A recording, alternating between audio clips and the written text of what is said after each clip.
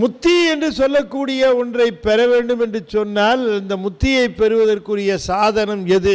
இறைவனை அடைவதற்கு நமக்கு மொழி சாதனமாக விளங்குகிறது. தமிழ் பாடல்களினுடைய சிறப்பை திருமூலர் ஒரு பாட்டில் சொல்றார். முத்தியை ஞானத்தை முத்தமிழ் ஓசையை எத்தனை காலமும் எத்துமின் ஈசனை நெய்த்தலை பால் போல் நிமலனும் அங்குளன் அத்தகு சோதி அது விரும்பாரே. முத்தியை பெறுவதற்குரிய சாதனம் ஞானம்.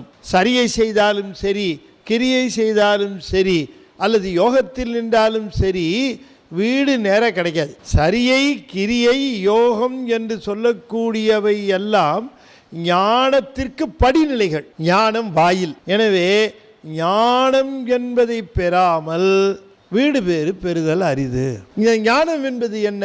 பதிஞானம், திருவருள். அப்ப திருவருள் என்பது என்ன என்று கேட்டால், திருவருள் என்பதுதான் ஞானம், ஞானம் என்பதுதான் திருவருள். பதிஞானம் தான் திருவருள், திருவருள் தான் பதிஞானம்.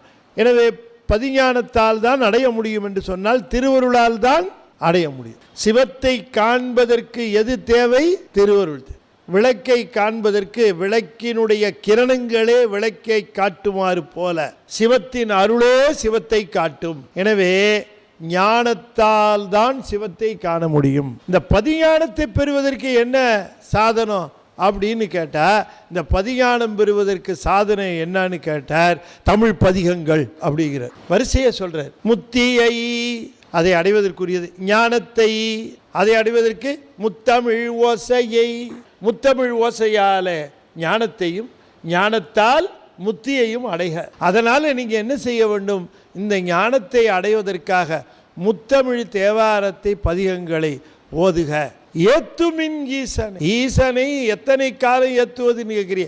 எத்தனை காலம் வேணாலும் ஏத்து. நீ எத்தனை காலம் ஏத்துகிறாயோ அத்தனை விரைவாக ஞானம் வந்து சேரும். தமிழ்ல பாடினா ஞானம் வந்துருங்கிறீங்களே, சிவஞானம் வந்துருங்கிறீங்களே, தமிழுக்கு என்ன விசேஷம் அப்படின்னு கேட்குற. நெய்த்தலை பால் போல் நிமலனும் அங்குளன். நெய்யானது பாலிலே எவ்வாறு மறைந்து விளங்குகிறதோ ஆனாலும் சுவை தந்து கொண்டிருக்கிறதோ, அதுபோல தமிழிலே சிவமானது மறைந்திருந்தாலும் சுவை தந்து கொண்டிருக்கிறது. இந்த தமிழினாலே மிக எளிதாக ஞானத்தை பெற்று சிவனுடைய கருணையை பெற்று முத்தியை பெற்றுவிடலாம் என்கிற அந்த அடிப்படையிலே தான் தமிழை சாதனமாக கொண்டு நம்முடைய அருளாளர்கள் நிரம்ப பதிகங்களை அருளி செய்தார்கள்.